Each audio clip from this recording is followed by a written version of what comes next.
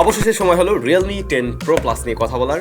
Finally আপনারা এই স্মার্টফোনের ফুল রিভিউটি পেতে যাচ্ছেন। এটার ফার্স্ট ইমপ্রেশন আনবক্সিং একটা ভিডিও দেওয়া হয়েছিল, তো আজকে আমাদের টেস্টিং রেজাল্টগুলো শেয়ার করব। এর ক্যামেরা কেমন ছিল, পারফরমেন্স কেমন ছিল, ব্যাটারি কেমন রয়েছে এবং ফাইনালি এর দুর্দান্ত ডিসপ্লে টাইপটা কেমন ছিল। পাশাপাশি এর আগের জেনারেশন Realme 9 Pro Plus এর থেকে কতটুকু আপগ্রেড আসছে নাকি আসলে ডাউনগ্রেডও থাকছে, সেই বিষয়গুলোই খুঁড়ে খুঁড়ে দেখতে হবে। কেমন আছেন আপনারা অবশ্যই কমেন্ট করে জানাবেন। আর আপনাদের সাথে আমি স্যাম রয়েছি, আপনারা দেখছেন আপনাদের ভালোবাসা চ্যানেল SamZone। Realme 10 সিরিজের স্মার্টফোনগুলো আপনারা পেয়ে যাবেন SMS গ্যাজেটে। মূলত তারাই আমাদের আজকের ভিডিও স্পন্সর, যাদের শপ রয়েছে বসুন্ধরা সিটিতে। ভিডিও ডেসক্রিপশনে SMS গ্যাজেটের যাবতীয় ইনফরমেশন দেওয়া থাকবে। এই স্মার্টফোনের কারেন্ট প্রাইস কি রয়েছে সেটাও দেওয়া থাকবে, যেহেতু unofficial phone day to day price change হয়, আপনারাও জানেন। সো ডেসক্রিপশনটা একটু চেক করে নেবেন। ওকে, তাহলে আমরা একদম ডিজাইন বক্স টক সবকিছু রেখে সরাসরি স্মার্টফোনটির ডিসপ্লে সেকশনে ঝাঁপিয়ে পড়ি। এই স্মার্টফোনের ডিসপ্লে সাইজ হলো 6.7 ইঞ্চ, যা ফুল এইচডি প্লাস রেজলিউশনের অ্যামোলেড প্যানেল এবং অবশ্যই 120 হার্টজ হাই রিফ্রেশ রেটের। এই ডিসপ্লেতে Realme এবারে 1 বিলিয়ন কালার্স দিয়েছে এবং HDR10 প্লাস এর সাপোর্ট পাবেন আপনি এখানে। 360 হার্টজ হলো touch sampling rate, 800 nit peak brightness এবং 394 হলো PPI ডেনসিটি। তো যা অফার করছে Realme নাম্বার সিরিজের কোনো স্মার্টফোনে এখন পর্যন্ত আমরা এই ধরনের ডিসপ্লে পাইনি। সো ডিসপ্লের ক্ষেত্রে আমরা কিন্তু 9 Pro Plus থেকে বিশাল বড় রকমের আপগ্রেড দেখছি। শুধু সেখানেই না, এইটার জাস্ট লোয়ার চিন এবং সব চিনগুলোই লক্ষ্য করুন, চিন বেজেল সেগুলো কিন্তু একেবারেই ন্যারো রাখা হয়েছে এবং এটা একটা সিমেট্রিক্যাল একটা ফিল দিতে পারে। ইভেন আমি আগেও বলছিলাম S22 আলট্রার চাইতেও এইটার লোয়ার চিনটা আরো ন্যারো। সো ডিসপ্লেটা দেখে আপনাদের অবশ্যই ভালো লাগবে এবং এইটা আমরা আউটডোরে ব্যবহার করে দেখছিলাম, কোনো ধরনের সমস্যা হয় না। 800 নিট পিক ব্রাইটনেস আছে, এটা দিয়ে আউটডোরে কিন্তু আপনি চাইলে অবশ্যই চালাতে পারবেন, অর্থাৎ আপনি ঠিকঠাক ভাবে দেখতে পাবেন। পাশাপাশি এর টাচ স্যাম্পলিং রেট ভালো হওয়াতে কিন্তু আমরা টাচ রেসপন্সও ভালো পেয়েছি এবং যেহেতু 120 হার্টজ রয়েছে এবং সেটা একদম পারফেক্টলি এটা পুশ করতে পারছে, অ্যাডাপটিভ।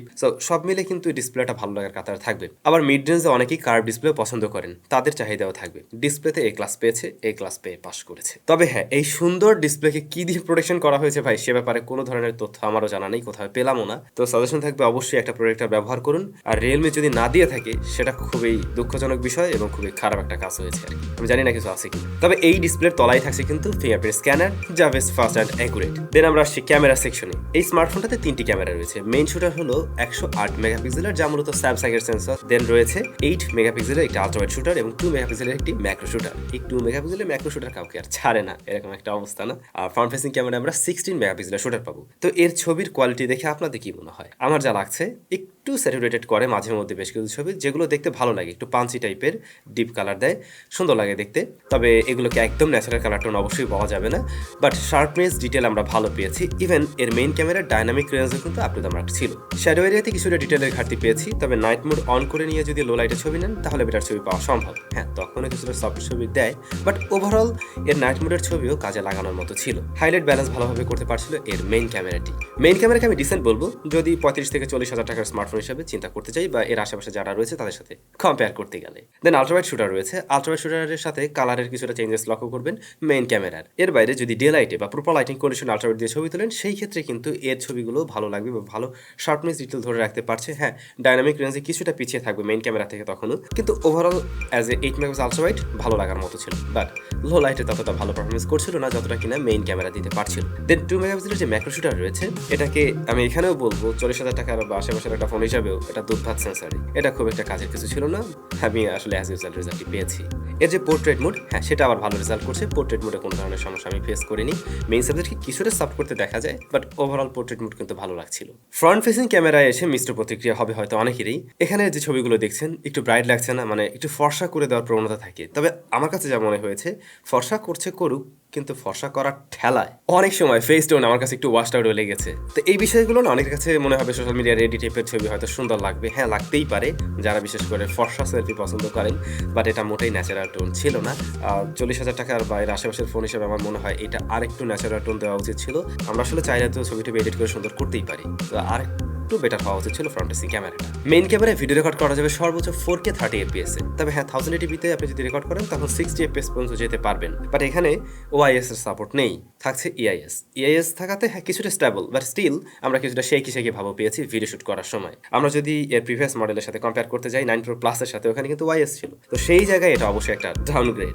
সো আমি জানি না আস্তে আস্তে যখন কিনা কোম্পানিগুলো মানে নতুন মডেলের দিকে যায়, কেন এই সমস্ত জিনিস সরিয়ে নেয়, এই জায়গাগুলোতে আমার মনে হয় মানে OIS থাকা উচিত ছিল আর কি। এমনিতে ভিডিও কোয়ালিটি খারাপ না, যদি কিনা আপনি একটু স্টেবল ভাবে শুট করতে পারেন ওকে লেভেলের ভিডিও পাবেন। ক্যামেরা ছেড়ে এবারে ফাইনালি চলে আসছি এর পারফরমেন্স সেকশনে। আপনারা জানেন এটাতে প্রসেসর হিসেবে রয়েছে মিডিয়াটেকের একেবারে লেটেস্ট একটি এসওসি মিডিয়াটেক ডাইমেনসিটি 1080, যা মূলত 6nm ফেব্রিকেশনে তৈরি করা একটি প্রসেসর। এর গ্রাফিক সেশনকে পাওয়ার করছে মালি Z68। তো এই যে অক্টাকোর প্রসেসরটি, এর দুটি কোর হলো 2.6 GHz কোর্টেক্স A78, বাকি 6টা কোর 2.0 GHz এর Cortex A55। Storage solution EFS 2.2। এটা বাংলাদেশ মার্কেটে রাইট নাও অ্যাভেলেবেল রয়েছে 128GB, 828, 8256 মেবি এরকম। বাই দ্য ওয়ে, এতে কিন্তু আপনারা মেমোরি কার্ড ব্যবহার করার সুযোগ পাবেন না, সো আপনি ট্রাই করবেন স্টোরেজটা একটু বড় সড়ো দেখে নেওয়ার, কারণ আপনি যে পরে আপগ্রেড করতে পারবেন সেই সুযোগ কিন্তু থাকছে না, বুঝে শুনে নিন। ইহার রান করছে Realme UI 4.0 based on Android 13। তো এখানে আপনি সবকিছু লেটেস্ট পাচ্ছেন, একদম Android 13 পাচ্ছেন, আবার ওদিকে Realme UI 4.0। তো Realme UI-টা এর মাঝে আমরা বেশ কিছু ব্লোটার পেয়েছি যেগুলোকে আপনি চাইলে আনইনস্টল করতে পারবেন। এর বাইরে Realme UI 4.0 Android 13 এর সাথে কিন্তু খুবই ভালো রেজাল্ট দিয়েছে। আমরা ডে টু ডে লাইফে ইউজ করতে গিয়ে কোনো ধরনের প্রবলেম ফেস করিনি, মানে অনেক সময় হয় না UI-টাই লেগে থাকে, অনেক ফোনেই তেমনটা হয়, বাট এই স্মার্টফোনে কিন্তু ওই ধরনের কোনো প্রবলেমে পড়তে হয়নি। এটা খুবই ফ্লুয়েন্ট এবং স্মুথ একটা রেজাল্ট দিয়েছে। অ্যাপ ওপেন ক্লোজ মাল্টিটাস্কিং এর কাজ করার যে বিষয়গুলো সেগুলো কিন্তু আমরা খুবই ভালো পেয়েছি এই স্মার্টফোন থেকে, এখানে কোনো ধরনের কমপ্লেইন থাকছে না। দেন আমরা যদি আসি গেমিং এর ক্ষেত্রে, হ্যাঁ এই স্মার্টফোন দিয়ে আপনি ভালো গেমিংও করতে পারবেন। আমরা পাবজিতে সর্বোচ্চ HDR আলট্রাতে কিন্তু গেম প্লে করতে পারছিলাম, এবং ওই সেটিংসেই দেখলাম এই স্মার্টফোনটা বেশ ভালো রেজাল্ট দিচ্ছে, খুব একটা হিট জেনারেট করছিল না, হালকা ওয়ার্ম হয়, সেটা প্রায় 1.5 ঘন্টা গেলে বা 1-1.5 ঘন্টার আশেপাশে থাকলে তখন হাতে কিছুটা ফিল পাবেন, বাট এতে করে পারফরমেন্স অনেক ড্রপ করে এমন না, বাট 1 ঘন্টা প্লাস টাইমে গিয়ে আমরা মাঝে মধ্যে কিছুটা ল্যাগ পেয়েছি। হ্যাঁ কিছুটা ফ্রেম আপ ডাউন করে, বাট অবশ্যই পাবজি খেলার জন্য এই স্মার্টফোনটা বেশ ভালোই হতে পারে। এছাড়া Asphalt 9, COD'র মতো গেমগুলো কিন্তু এই স্মার্টফোনে খুবই ভালো রেজাল্ট করেছে, এবং আমার মনে হয় এই ধরনের গেম খেলার জন্য এই স্মার্টফোনটা বেশ ক্যাপেবল। তবে আমরা এখানে সাহস করে জেনশন ইম্প্যাক্ট এই গেমটা কিন্তু খেলছিলাম, যা এই স্মার্টফোনে কিছুটা ল্যাগ দিয়েছে, যাতে হরেই কথা আসলে বেশ পাওয়ারফুল হেভি একটা গেম, তারপর স্টিল প্লেয়াবল ছিল। মিডিয়াটেক ডাইমেনসিটি 1080 আমি ভাবছিলাম যে খুব একটা ক্যাপেবল হবে না হয়তো, মানে একদমই মোটামুটি 30K এর আশেপাশে এরকম, বাট আমরা যদি 35,000 টাকা দিয়েও কিনতে চাই বা আর একটু প্লাস দিয়েও কিনি, সেই জায়গা থেকে মোটেই মনে হবে না এটা পারফরমেন্সের দিক থেকে কমতি আছে বা কম কিছু। ইভেন আপনি কিন্তু ক্যামেরা টু API এর সাপোর্ট এখানে পাবেন, অর্থাৎ ভবিষ্যতে সি ক্যাম ব্যবহার করতে চাইলে করতে পারবেন। ব্যাটারি, হ্যাঁ এই স্মার্টফোনটা বেশ স্লিম সুন্দর, বাট ব্যাটারি কিন্তু বড়সড় 5000 mAh এর ব্যাটারি রয়েছে, এবং বক্সে আপনি পেয়ে যাবেন 80 ওয়াটের চার্জার, 80 ওয়াটের চার্জার, যদিও এটা সাপোর্ট করে 67 ওয়াট। তো ওই 67 ওয়াটের চার্জার দিয়ে আমাদেরকে এটা ফুল চার্জ করতে সময় লেগেছে 53 মিনিটের মতো, এবং ব্যাটারি ব্যাকআপ বেশ ভালো পেয়েছি। 6nm এর প্রসেসর থাকাতে আমরা মোটামুটি বলতে পারি এটা কিন্তু খুব আহামরি ব্যাটারি বার্ন করছিল না, এটা দিয়ে একদিন প্লাস টাইম ব্যবহার করা যায় যদি কিনা আপনি মিডিয়াম ব্রাইটনেসে থাকেন, বাট বেশি ব্রাইটনেস বাড়িয়ে নিলে একদিন আর কি কোনোভাবে চলবে। তো এটা আমার মনে হয় ডিসেন্ট ব্যাটারি ব্যাকআপ বলাই যেতে পারে। দেন এটার যে স্পিকার, এটাতে স্টেরিও স্পিকার রয়েছে নিচে উপরে, এটা সাউন্ড কোয়ালিটি ভালো, ফুল ভলিউমে আমাদের ডিভাইস থেকে কোনো ডিস্টরশন পাইনি, এবং সাউন্ড কোয়ালিটিকে অবশ্যই আমি ভালো বলতে পারি, ইভেন ইয়ারপিসের সাউন্ডও ভালো পেয়েছি। এছাড়াও নেটওয়ার্ক জনিত কোনো ধরনের প্রবলেম ফেস করতে হয়নি ওয়াইফাই ডাটা কানেকশনে।